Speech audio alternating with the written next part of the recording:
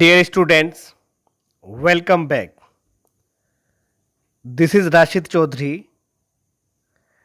Today we will continue our previous topic, relations and functions of first year class.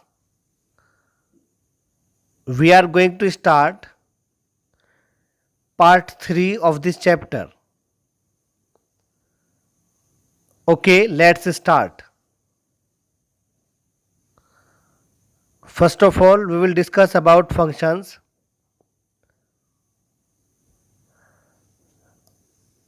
What is functions?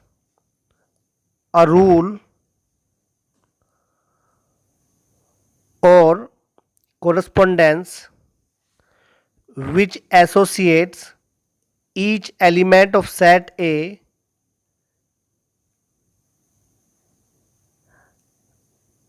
a unique element of set B is called a function. क्या समझ में आया आपको? अगर कोई आपसे पूछे कि फंक्शन क्या होता है तो आप बताएंगे कि कोई रूल या फिर कॉरस्पॉन्डेंस जिसके अकॉर्डिंग सेट ए के एलिमेंट्स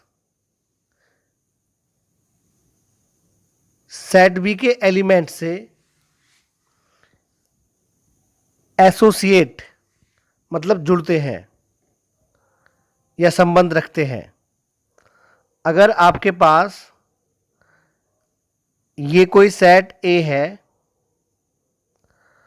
और ये सेट बी है, अगर सेट ए का एलिमेंट ए है और सेट बी का एलिमेंट एक्स है, अगर ए एक्स से रिलेटेड है तो ये जो रिलेशन है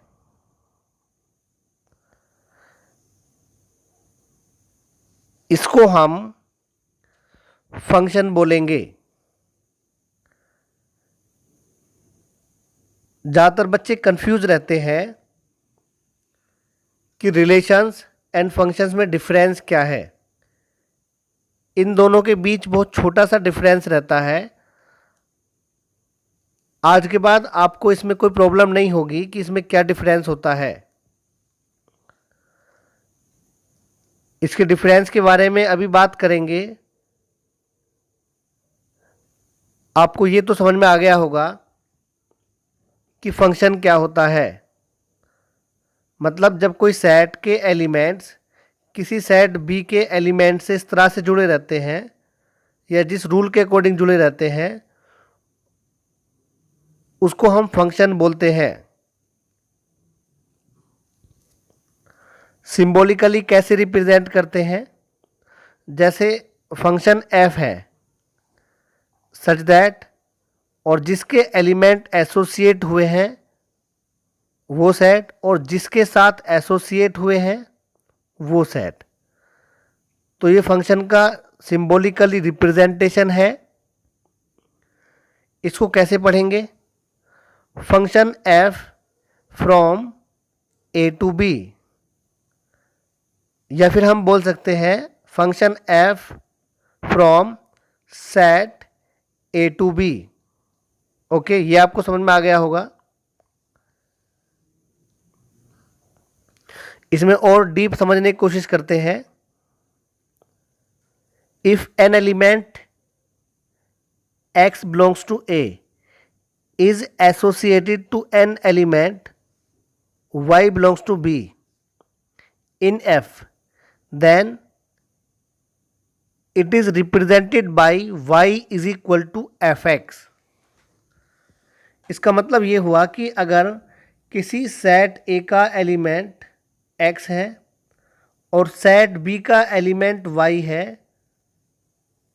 और एलिमेंट x एसोसिएट हुआ है सेट B के एलिमेंट के साथ, तो ये जो हमारे पास रिलेशन है f है, तब हम इसको लिख सकते हैं y is equal to F X. इसका मतलब ये हुआ कि जो हमारे पास सेट बी का एलिमेंट है, अगर उसके साथ सेट ए का एलिमेंट एक्स एसोसिएट हुआ है, तो अगर हम उस सेट ए के एलिमेंट को फंक्शन में पुट कर दें तो वो यूनिक एलिमेंट जो सेट बी का है उसके इक्वल आएगा। अगर आपको ये समझ में नहीं आया है अभी, तो आप सिर्फ इतना ध्यान रखें कि अगर सेट ए का कोई एलिमेंट सेट बी के एलिमेंट के साथ एसोसिएट मतलब जुड़ता है, तब हम उसको इस तरह से लिखते हैं y is equal to F X, जिसके साथ जुड़ा है उसके इक्वल, और जो एसोसिएट हुआ है वो f के साथ एफ एक्स। अब ये आगे और समझ में आएगा। आप इस डायग्राम को देखेंगे,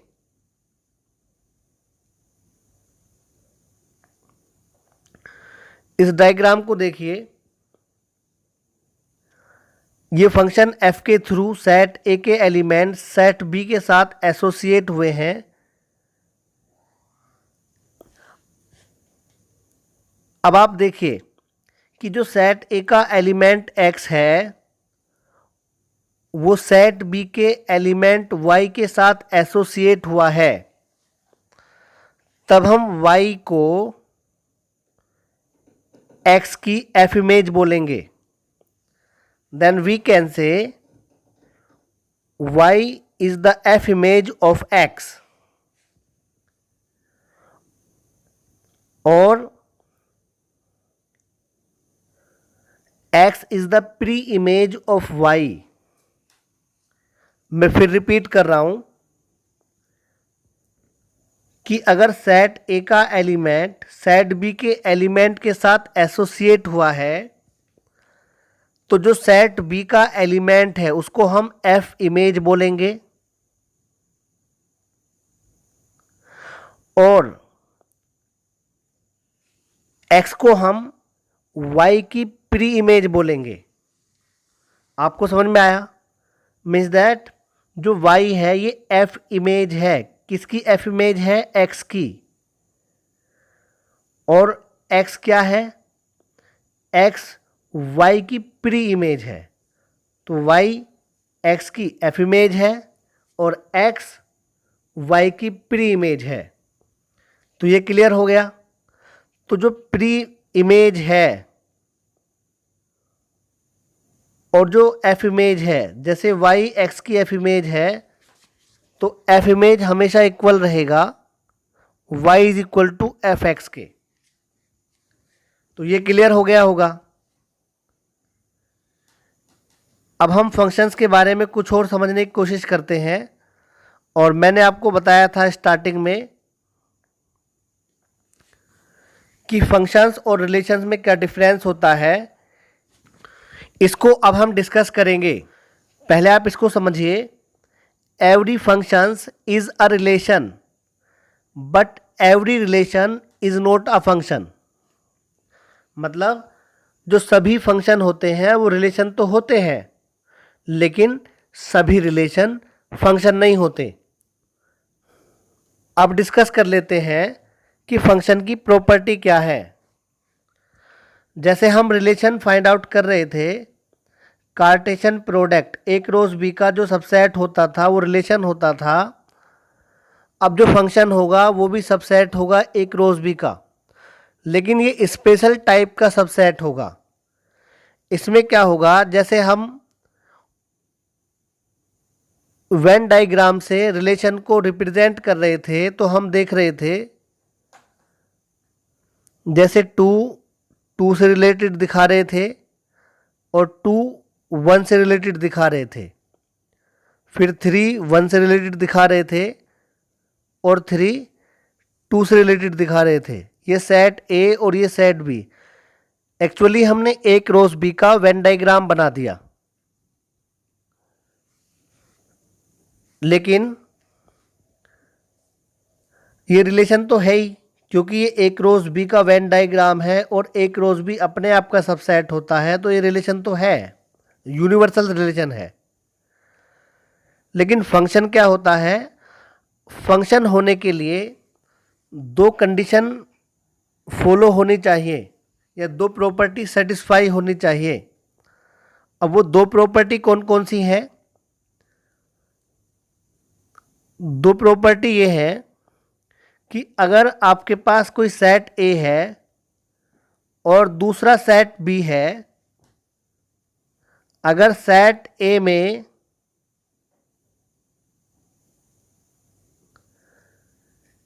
एलिमेंट्स हैं ए और बी और सेट बी में एलिमेंट्स हैं एक्स और वाई, तो सबसे पहली जो कंडीशन है कि जो सेट ए है उसके सभी एलिमेंट्स की एफ इमेज होगी।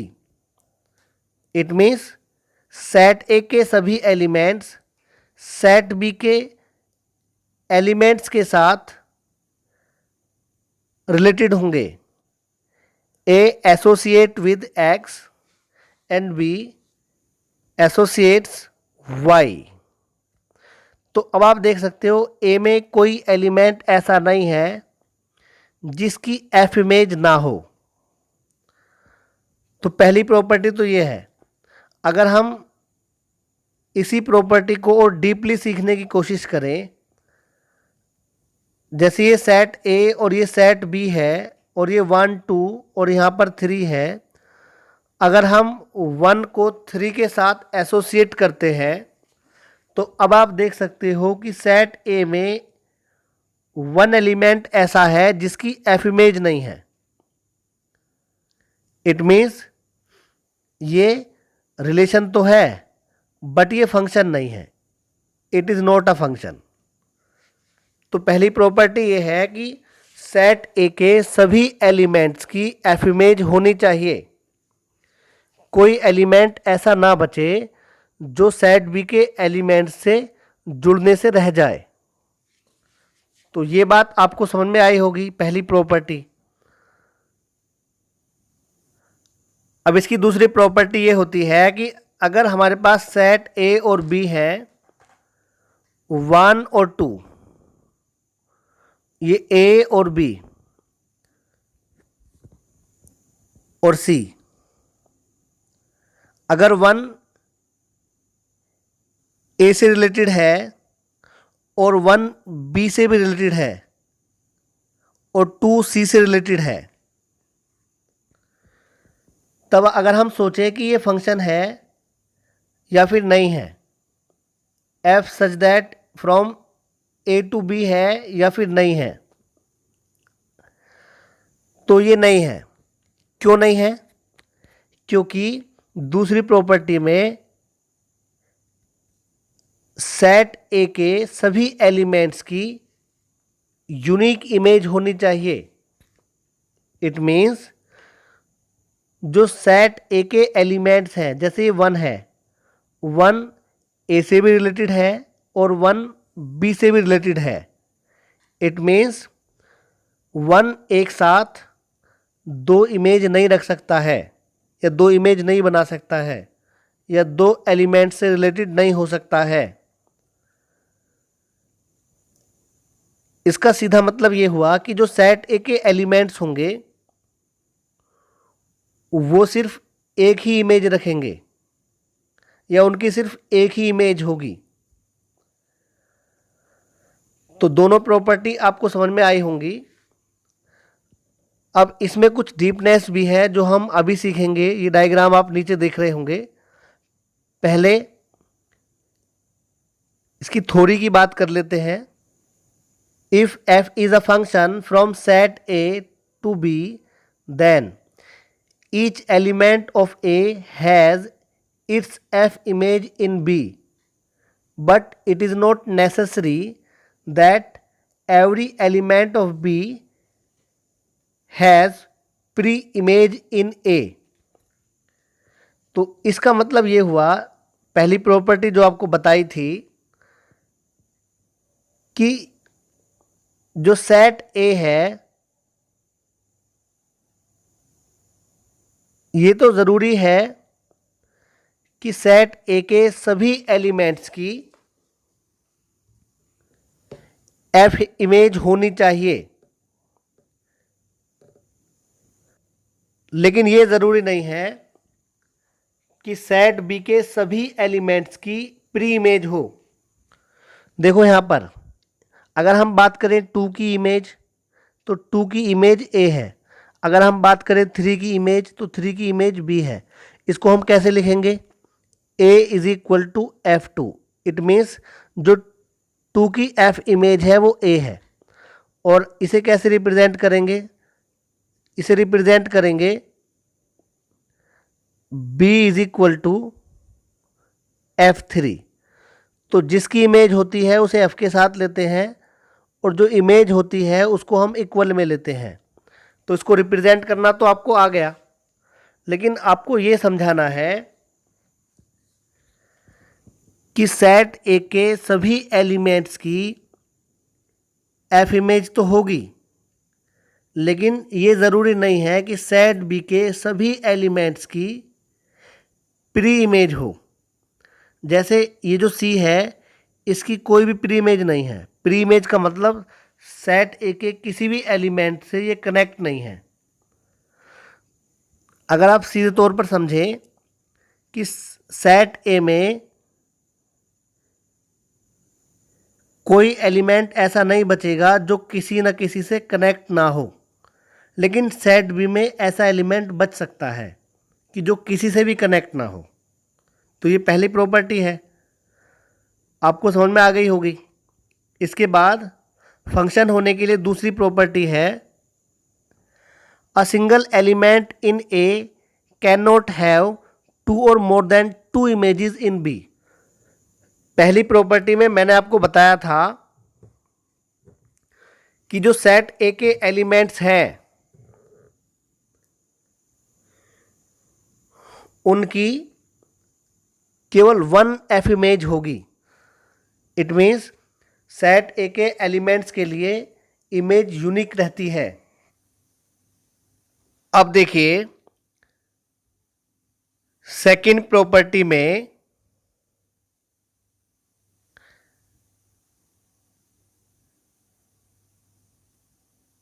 अगर हमारे पास 2 सेट है ए और बी,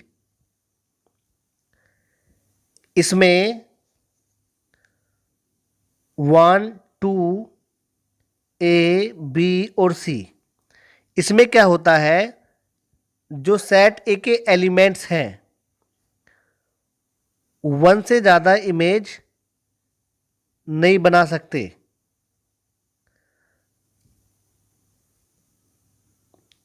सेट ए के एलिमेंट्स की 1 से ज़्यादा इमेज नहीं हो सकती है। जैसे 1 की एफ इमेज ए है और 1 की एफ इमेज ही बी है, ये पॉसिबल नहीं है। ऐसा तो पॉसिबल है कि 1 की एफ इमेज ए है और 2 की भी एफ इमेज ए है, मतलब कोई 2 एलिमेंट किसी एक एलिमेंट से तो कनेक्ट हो सकते हैं, बट सेट ए का एक ही एलिमेंट किसी 2 एलिमेंट से कनेक्ट नहीं हो सकता है। आपको बात समझ में आ गई होगी। तो अब आप देखिए आगे, ये हमारे पास कुछ सिचुएशंस हैं, first, second, third and fourth. इसमें हमें ये बताना है कि कौन फंक्शन है और कौन फंक्शन नहीं है। 2 प्रॉपर्टी माइंड में रखेंगे और आप आसानी से बता पाओगे कि ये फंक्शन है या फिर नहीं है। तो अब आप देखिए फर्स्ट में देखो 1 associate with x, 2 is associated with y, but 3 element ऐसा है जो किसी के साथ भी कनेक्ट नहीं है। तो जो पहली प्रॉपर्टी है कि सेट ए के सभी एलिमेंट सेट बी के किसी न किसी एलिमेंट के साथ कनेक्ट होने चाहिए, तो ये प्रॉपर्टी यहाँ पर सेटिस्फाई नहीं हुए है। तो इसलिए ये फंक्शन नहीं है। इसके बाद F2 को डिस्कस करते हैं। तो जो फर्स्ट प्रॉपर्टी है कि सेट ए के सभी एलिमेंट्स की एफ इमेज होनी चाहिए, तो 1 की एफ इमेज x है, 2 की एफ इमेज y है। जो दूसरी प्रॉपर्टी है, दूसरी कंडीशन है, उसको देखते हैं कि जो सेट ए के एलिमेंट्स हैं उनमें से किसी भी एलिमेंट की एक से ज़्यादा एफ इमेज नहीं होनी चाहिए। तो जैसे 1 की एफ इमेज ओनली x है और 2 की एफ इमेज ओनली y है। ऐसे नहीं हुआ है कि 1 x से भी कनेक्ट हुआ हो या फिर 1 y से भी कनेक्ट हुआ हो। तो 1 सिर्फ x से कनेक्ट है और 2 सिर्फ y से, तो ये फंक्शन है। अब थर्ड सिचुएशन में देखते हैं। इसमें फर्स्ट प्रॉपर्टी तो ये है कि सेट ए के सभी एलिमेंट्स की इमेज होनी चाहिए। तो देखो, ये भी कनेक्ट है, ये भी कनेक्ट है और ये भी कनेक्ट है। तो फर्स्ट प्रॉपर्टी तो सेटिस्फाई हो रही है, लेकिन सेकंड प्रॉपर्टी चेक करेंगे कि सेट ए के एलिमेंट्स में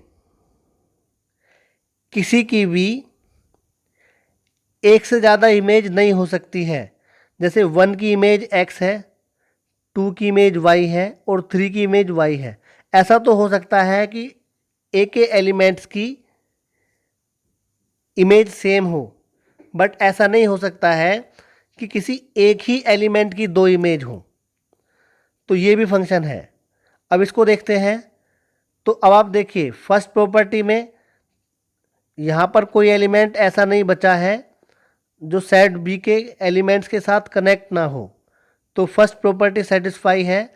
लेकिन सेकंड प्रॉपर्टी में हम देखेंगे कि सेट ए के जो एलिमेंट्स हैं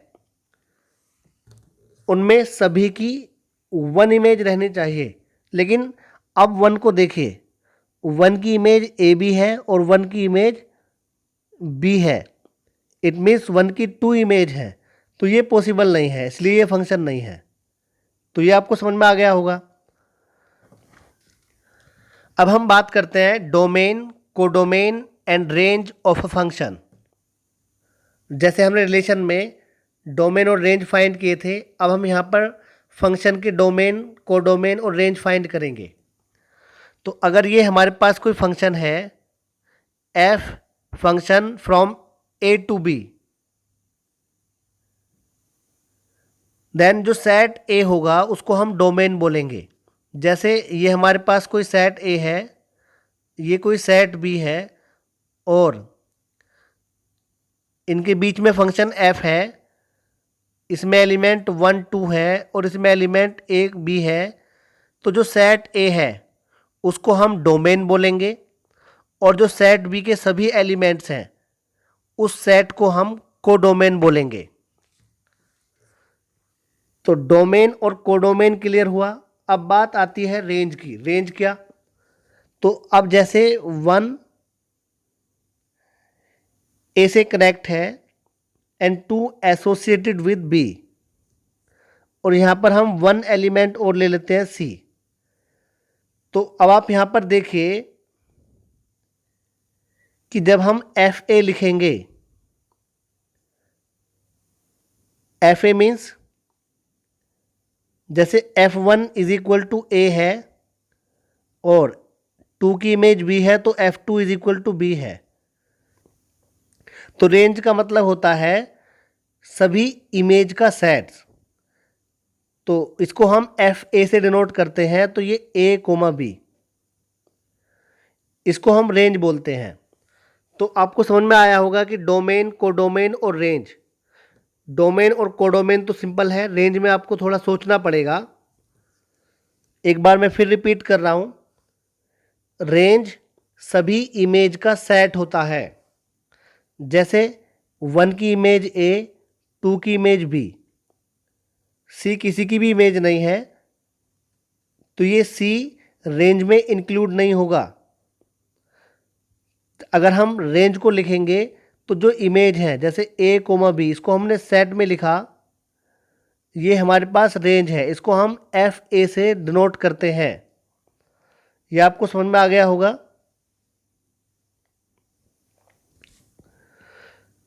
यही यहाँ पर लिखा हुआ है, set A is called the domain of function F, जो मैंने अभी आपको बताया जैसे ए है। Set B is called the codomain of function F, जैसे बी, जो सेट बी होता है वो कोडोमेन होता है। The set of elements of B which are the F images of the all elements of A is called the range of F. यही जो मैंने आपको बताया था अभी, एफ ए को डिनोट किया था, it is denoted by F A. तो F A is equal to, जो एफ एक्स है वो सेट बी के, जो इमेज है वो सेट बी के एलिमेंट होते हैं, लेकिन जो एक्स है, एक्स मतलब डोमेन, डोमेन मतलब एलिमेंट्स ऑफ ए, यहाँ पर ये ए आएगा, आर नहीं है। तो जो एक्स है वो ए के एलिमेंट्स होते हैं, तो ये इसका सिंबॉलिक रिप्रेजेंटेशन है। और जो ये एफ इमेज होती है, जो रेंज है, और जो रेंज है वो या तो बी के इक्वल हो सकती है या बी का प्रॉपर सबसेट होगा। अब देखिए, F A is equal to B और F A will be proper subset of B. इसको समझ लेते हैं कि अगर हमारे पास कोई सेट ए है और ये कोई सेट बी है, सेट ए के एलिमेंट्स 1, 2 और सेट बी के एलिमेंट्स ए और बी, अगर 1 ए के साथ कनेक्ट है and 2 associated with B, then आप कह सकते हो कि F1 is equal to A and F2 is equal to B. Okay, अगर हम बात करेंगे रेंज की, मतलब एफ ए, तो यहाँ पर आएगा ए और कोमा बी, इस तरह से। तो आप यहाँ पर देख सकते हो कि जो एफ ए सेट है वो एग्जैक्ट सेट बी है। इट मीन्स ये जो एफ ए है वो किसके इक्वल हो गया, वो बी के इक्वल हो गया। और अगर इसमें एक एलिमेंट और होता तो जो एफ ए में एलिमेंट्स हैं वो सेट बी के एलिमेंट्स हैं, तब हम बोलते कि जो एफ ए है वो प्रॉपर सबसेट है बी का, इस तरह से। तो आपको समझ में आ गया होगा कि जो रेंज है या तो सेट बी के इक्वल होगी या फिर सेट बी का प्रॉपर सबसेट होगी। ओके, इसके बाद if the domain of f means that set a is a finite set, then we write all the elements of fx means image in roster form। और अगर वो infinite set है तब हम fx को सेट बिल्डर फॉर्म में लिखेंगे। उम्मीद करते हैं कि ये आपको समझ में आ गया होगा। तो अब आगे देखिए,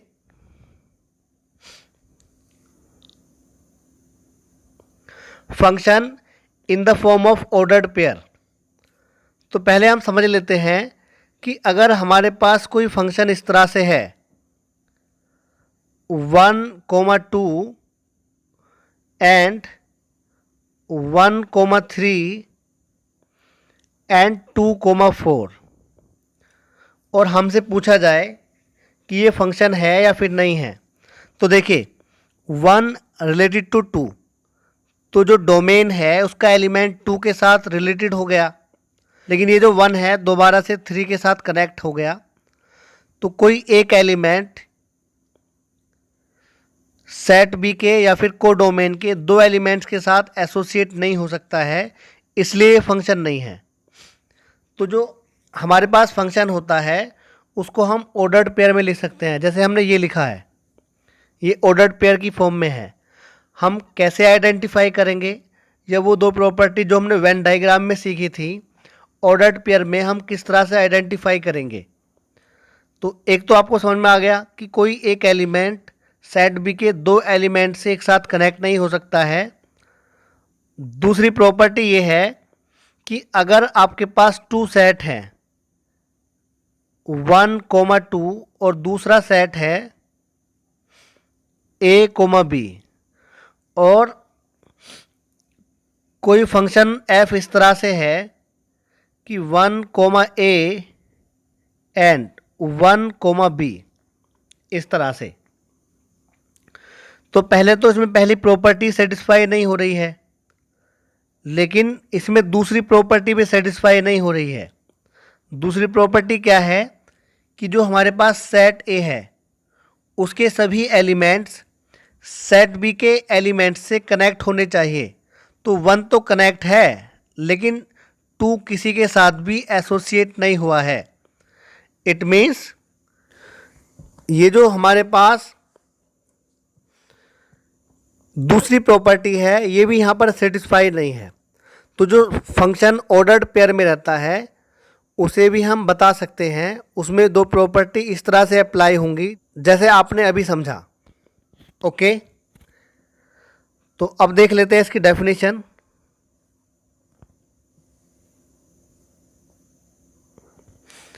late A and B be two non-empty sets and f is a relation from set A to B. This relation f is called a function if. अगर आपके पास a and b two non empty set हैं तब f relation function होगा अगर जो a element है set A को बिलोंग करे और जो बी एलिमेंट है बी को बिलोंग करे, जबकि ए और बी उस फंक्शन के एलिमेंट हों। ओके, या फिर इसको आप ऐसे समझिए कि जो डोमेन ऑफ एफ है, डोमेन ऑफ एफ मतलब सेट ए, वो सेट ए के इक्वल रहना चाहिए। इसका मतलब यही है कि सेट ए के सभी एलिमेंट्स सेट बी के एलिमेंट्स के साथ एसोसिएट रहने चाहिए। या फिर अगर ए बी किसी फंक्शन का एलिमेंट है और ए सी भी फंक्शन का एलिमेंट है तो इसकी ये प्रॉपर्टी होती है फंक्शन की कि यहाँ पर देखिए जो डोमेन का एलिमेंट है वो सेम है। अब क्योंकि फंक्शन में डोमेन का एलिमेंट दो इमेज नहीं बना सकता है, इसलिए ये b इज इक्वल टू सी होना चाहिए। मतलब अगर a रिलेटेड टू b है और a रिलेटेड टू c है, इट मीन्स अगर a की इमेज b है और a की इमेज c है, फंक्शन की ये प्रॉपर्टी होती है कि डोमेन के एलिमेंट्स केवल वन इमेज रख सकते हैं। तो a की b इमेज है और a की c इमेज भी है, तो यहाँ पर तो a की दो इमेज है, तो ये पॉसिबल नहीं है। तो b इज इक्वल टू सी होना चाहिए। b इज इक्वल टू सी होने का मतलब है कि b और c सेम होना चाहिए, तब ये फंक्शन होगा। तो ये आपको समझ में आ गया होगा।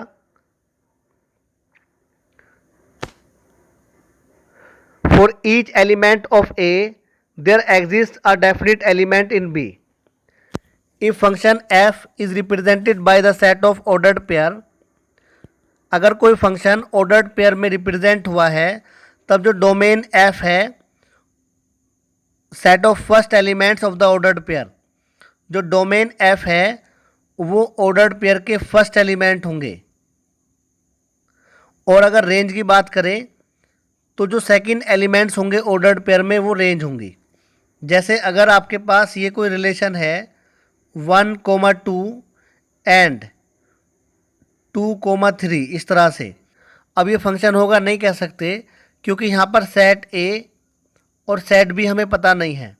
जब सेट ए पता नहीं है तो हमें ये पता नहीं है कि डोमेन के सभी एलिमेंट्स बी के एलिमेंट्स के साथ एसोसिएट हुए हैं या फिर नहीं हुए हैं।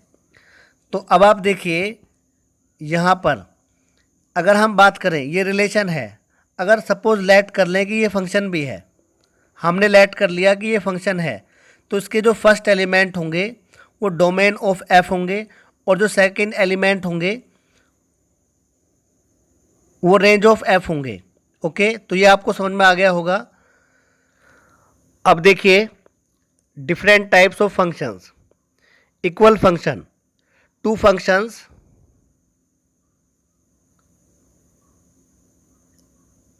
f function from a to b and other function g from a to b are said to be equal functions if and only if for x belongs to a, fx is equal to gx.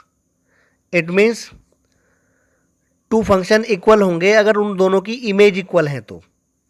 मतलब जो set A के elements हैं, अगर उन सभी elements के लिए उन दोनों फंक्शंस में इमेज इक्वल हो जाए तो हम बोलेंगे वो इक्वल फंक्शंस हैं.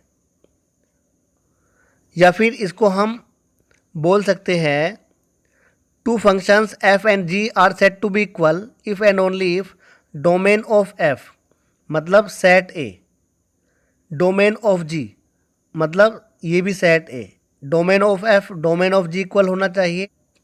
कोडोमेन ऑफ f और कोडोमेन ऑफ g इक्वल होना चाहिए. In common domain for each x, अगर उनका दोनों का डोमेन कॉमन है तब उन दोनों की इमेज इक्वल होनी चाहिए, तब वो फंक्शन इक्वल फंक्शन होंगे. ओके, अब बात करते हैं रियल फंक्शन की.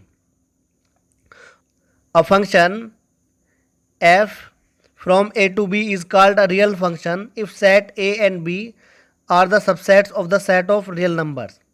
It means अगर डोमेन और कोडोमेन रियल नंबर्स के सेट हैं, या फिर आप ये कहिए कि उनमें जो एलिमेंट्स हैं वो रियल नंबर्स हैं, तब हम उस फंक्शन को रियल फंक्शन बोलेंगे. तो आपको समझ में आ गया होगा. अब आगे देखिए क्वेश्चन नंबर फर्स्ट. अब हमें इनमें चेक करना है कि ये फंक्शन है या फिर नहीं है. तो जैसे फर्स्ट है, जैसे 2 1 से रिलेटेड है, 5 1 से रिलेटेड है, 8 1 से रिलेटेड है, 11 1 से रिलेटेड है, 14 1 से रिलेटेड है, 17 1 से रिलेटेड है. तो आप यहाँ पर देख सकते हो कि जो यहाँ पर डोमेन है, it means first elements of the ordered pair, वो रिपीट नहीं हुए हैं. तो फर्स्ट प्रॉपर्टी सेटिस्फाई हुई है, और फर्स्ट प्रॉपर्टी सेटिस्फाई होने से ये फंक्शन है. अब इसमें सेट ए और सेट बी तो डिफाइन है नहीं, तो आप डोमेन और कोडोमेन के बिहाफ पर ही बताएंगे कि ये फंक्शन है या फिर नहीं है. तो जो फर्स्ट प्रॉपर्टी है वो सेटिस्फाई हुई है. अगर सेट ए गिवन होता तो हम डोमेन ऑफ एफ को भी यहाँ पर चेक करते, वो एक इक्वल होना चाहिए. बट ए सेट गिवन नहीं है, तो हम फर्स्ट प्रॉपर्टी के बिहाफ पर बोल सकते हैं कि ये फंक्शन है, क्योंकि यहाँ पर जो फर्स्ट एलिमेंट है ऑर्डर्ड पेयर का वो रिपीट नहीं हुआ है. इट मीन्स जो डोमेन के एलिमेंट्स हैं उन सभी की यूनिक इमेज है, मतलब वो सब अलग अलग 1 से रिलेटेड हैं. अब जैसे R2 है, 2,1 और 4,2, 6,3, 8,4, 10,5, 12,6 एंड 14,7. तो ये भी फंक्शन है, क्योंकि यहाँ पर first element of the ordered pair repeat नहीं हुआ है, तो ये भी फंक्शन है.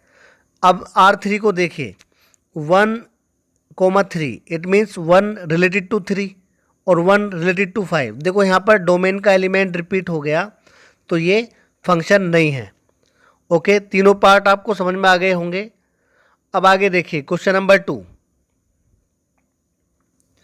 आपके पास 2 सेट हैं ए और B. Find which of the following are the functions from A to B. हमें ये बताना है कि कौन ए से बी में फंक्शन है. तो अब आप यहाँ पर देखिए, अगर आप इस फर्स्ट पार्ट में डोमेन ऑफ एफ निकालेंगे, तो डोमेन एफ निकालेंगे तो यहाँ पर कितना आएगा, 1 2 और 3. तो आपको पता है कि डोमेन ऑफ एफ किसके इक्वल होना चाहिए, एक इक्वल होना चाहिए. तो ये एक इक्वल आ गया, आप देख सकते हो.